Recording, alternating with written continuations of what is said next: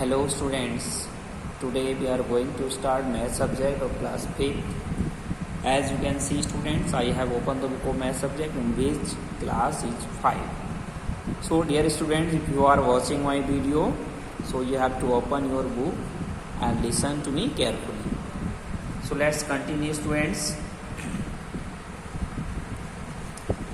Students, as we know that in my last video I told you about exercise number 3.2 and we have to complete it, and we have also completed exercise number 3.2, and today we are going to start exercise number 3.3. But before we start this exercise we have to understand some things, as our heading is division. Means we have to divide in exercise number 3.3, but also we have to verify our answer after divide. तो जो divide करने के बाद हमें अपने answer को verify भी करना है, तो यहाँ पर एक फॉर्मूला है, there is a formula to verify our answer which is dividend is equal to divisor multiply quotient when remainder is 0. यानी जब बच्चों हम जब डिवाइड करेंगे और हमारा रिमाइंडर 0 आएगा तो ये फॉर्मूला लगा सकते हैं हम अपना आंसर को चेक करने के लिए कि dividend is equal to divisor multiply quotient. Okay, एक तो ये formula. After that second formula is dividend is equal to divisor multiply quotient plus remainder. कुछ यहाँ पर प्लस रिमाइंडर भी कर दिया है. व्हेन रिमाइंडर इज नॉट 0, जब रिमाइंडर 0 नहीं होगा तब हमें ये वाला फॉर्मूला लगाना है, यानी रिमाइंडर भी इसमें ऐड करना है यहाँ पर क्यूटेंट के बाद. ठीक, तो there are two formulas in different condition. When remainder will be 0, so we can use to verify our answer dividend is equal to divisor multiply quotient, and when remainder will be not 0, then we can use to verify our answer dividend is equal to divisor multiply quotient plus remainder. So with the help of these two formulas we can verify our answer after divide. Okay student, understood? So other things I will clear in exercise. So students, our question number 1 is divide the following and verify your answer. Divide the following, निम्नलिखित को divide कीजिए and verify your answer, और अपने answer की, अपने उत्तर की जांच कीजिए. ठीक है, कैसे करना है तो यहाँ मैं करके बता रहा हूँ, आपको ध्यानपूर्वक समझना है. सो स्टूडेंट्स, जो हमारा पहला क्वेश्चन है, our first question is 3444 divide by 28. यानी 3444 को डिवाइड करना है 28 से. तो चलिए मैं अपनी नोटबुक में यहाँ पर आपको डिवाइड करा रहा हूँ, देखेंगे जरा ध्यानपूर्वक. सो स्टूडेंट, यहाँ पर मैंने राइट कर लिया ऑलरेडी 3444 डिवाइड बाय 28. अब मैं इसे डिवाइड करने जा रहा हूँ, मैं 28 से इसको क्या करूंगा, डिवाइड करूंगा. किसको? 3444. ठीक. अब बच्चों 28 का टेबल अधिकतर हमसे, यानी अधिकतर आपसे आता ही नहीं होगा, तो हमें क्या करना है, थोड़ा सा अनुमान लगाना है. ठीक है, थोड़ा लॉजिक का यूज करना है. जैसे 34 है, अगर बच्चों हम 28 की मल्टीप्लाई 2 टाइम करेंगे तो 34 से ज़्यादा आएगा. तो इसका मतलब हमें 28 की मल्टीप्लाई 1 बार ही करनी, 1 टाइम करनी. तो 28 बन जा 28. ओके स्टूडेंट, अब यहाँ 4 है तो 4 में से 8 सब्ट्रैक्ट नहीं होगा, तो कैरी कर लेंगे, 14 हो गया. 14 में से 8 जाएंगे तो बचेंगे हमारे 6. कितने बचेंगे? 6. यहाँ 2 बचा, 2 में से 2 है, कुछ नहीं. नेक्स्ट हमने राइट किया 4, तो ये 64 हो गया स्टूडेंट्स. कितना हो गया? 64. अब 28 की अगर हम मल्टीप्लाई 2 टाइम करें तो क्या आएगा, देखते हैं. 28 मल्टीप्लाई 2 करके देख लेंगे. 2 8 जा 16, 1 के 2 जा 4 और 1 5, तो 56 आएगा. कितना आएगा स्टूडेंट? 56. अगर 3 टाइम्स कर देंगे तो 64 से ज़्यादा हो जाएगा. तो हमें 2 टाइम ही करनी है, यानी हमने लॉजिक का यूज़ किया आपने कि 2 टाइम हमें इसकी मल्टीप्लाई करनी है.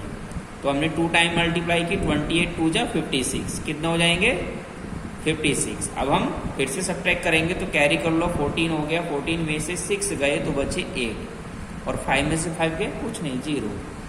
नेक्स्ट है हमारा 4। अब बच्चों 28 की मल्टीप्लाई अगर हम 3 टाइम करें, 28 मल्टीप्लाई 3, क्योंकि 2 टाइम हमने की थी 56 आया था। अब 3 टाइम कर लेते हैं, 3 8 जा 24 का 4, 2 कैरी, 3 2 जा 6 और 2 8 यानी 84 पूरा जा रहा है स्टूडेंट्स। तो 28 की 3 से करेंगे तो आएगा 84, ठीक है। तो हमारा रिमाइंडर क्या हुआ बच्चों, यहाँ कुछ नहीं है, रिमाइंडर 0 है। तो यहाँ पर बच्चों हमारा रिमाइंडर आया है 0। अब हम करेंगे वेरीफाई। क्या करेंगे, वेरीफाई। उसने कहा था कि अपने आंसर का वेरिफिकेशन भी करना है, तो मैं वेरीफाई करता हूं यहाँ पर। अब बच्चों जब रिमाइंडर हमारा 0 है तो उसके लिए फॉर्मूला मैंने आपको बताया था, कौन सा, ये है डिवाइडेंड। मैं राइट कर लेता हूं, डिवाइडेंड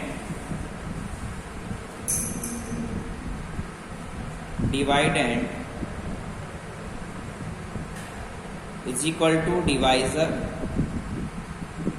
मल्टीप्लाई Q10, ठीक।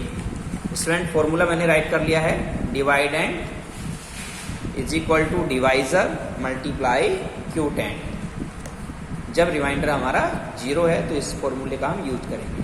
अब बच्चों डिवाइडेंड क्या होता है, जिसको डिवाइड किया गया है। यहाँ पर डिवाइडेंड क्या है, ये इसको हमने डिवाइड किया, इसी किया ना डिवाइड, 3444 को तो डिवाइडेंड के स्थान पर हम रख देंगे 3444।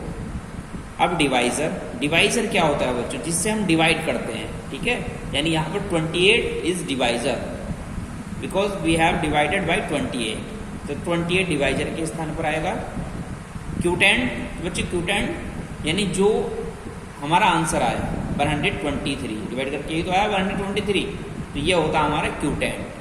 तो 123 Q10 के स्थान पर, ठीक है। हमने कुछ नहीं किया है, खाली डिवाइडेंड के स्थान पर डिवाइडेंड रखा, इक्वल लगाया, डिवाइजर के स्थान पर डिवाइजर मल्टीप्लाई लगाई और Q10 के स्थान पर Q10।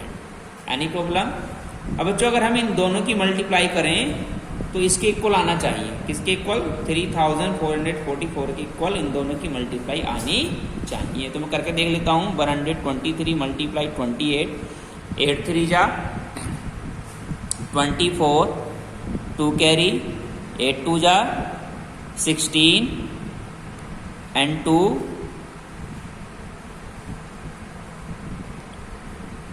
सोचो 8 2 16 हुए एंड 2 कैरी थे तो हो गए 18 का 8, फिर 1 कैरी हो गया, 8 बन जा 8 और 1 9, ठीक।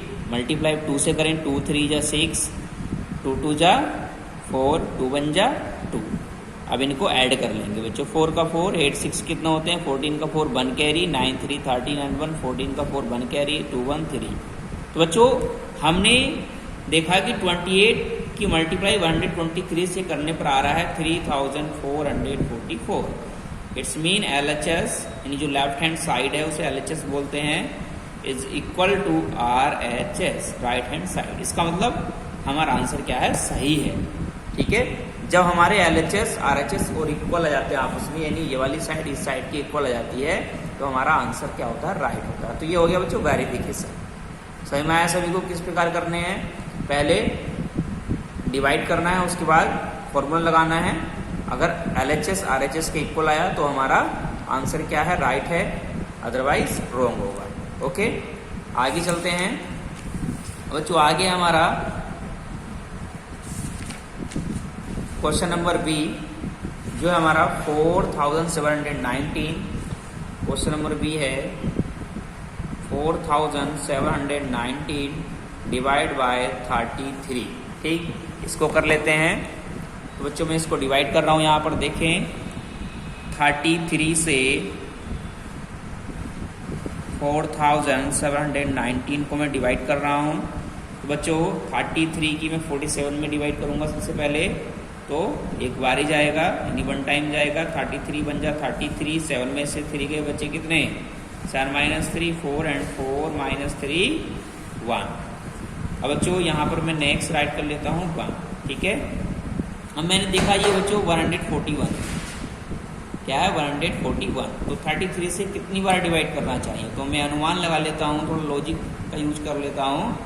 तो अगर मैं इसको 30 मान लूँ तो 4 टाइम्स आएगा अकॉर्डिंग टू मी। 4 टाइम हम करके देखेंगे इसको। तो 33 की मल्टीप्लाई 4 से करेंगे, 4 3 या 12, 1 कैरी, 4 12 1 30, यानी 4 टाइम्स ही जाएगा बच्चों। ठीक है, तो मैंने 4 टाइम अगर इसकी मल्टीप्लाई करूँगा तो आएगा 132। ठीक, अब मैं इसको यहाँ से कैरी करूँगा, यहाँ 11 में से 2 गए, कितने बचे 9, एंड बच्चों यहाँ 3 गया बचा, 3 में से 3 गया 0, और 1 में से बन गया 0। नेक्स्ट क्या हमारा 9, तो मैंने 9 यहाँ राइट किया है। अब 33 से इसको डिवाइड करेंगे तो 3 टाइम जाएगा, क्योंकि 3 3 जा 9, 3 3 जा 9, 33 3 जा 99, यानी रिमाइंडर क्या हुआ 0। ठीक है, और क्यूटेंट क्या आया 143, और डिवाइजर क्या था 33, और डिवाइडेंट क्या है 4790। तो डिवाइड कर ली है, अब मैं वेरीफाई कर लेता हूँ। ठीक है, वेरीफाई करूँगा स्टूडेंट। वेरीफाई में फॉर्मूला आपको बताया था मैंने, dividend is equal to divisor multiply quotient. Okay, अब dividend is 4719 is equal to divisor is 33 and quotient is 143। Okay, and 4719 is equal to, इन दोनों की बच्चों मल्टीप्लाई करेंगे तो आएगा 4719। आप करके देख सकते हैं, इन दोनों की मल्टीप्लाई यही आएगा। तो बच्चों हमारा LHS is equal to RHS। तो हमारा ये वेरिफिकेशन हो गया स्टूडेंट। ठीक है, तो ये डिवाइड हुआ और ये क्या हुआ वेरिफिकेशन। ठीक, तो उम्मीद करता हूँ स्टूडेंट आपको ये क्वेश्चन समझ में आए होंगे। ठीक, किस प्रकार हमें करने हैं। तो आज के लिए बच्चों इतना ही रहेगा, मिलेंगे नेक्स्ट वीडियो में नेक्स्ट क्वेश्चन के साथ। Thank you.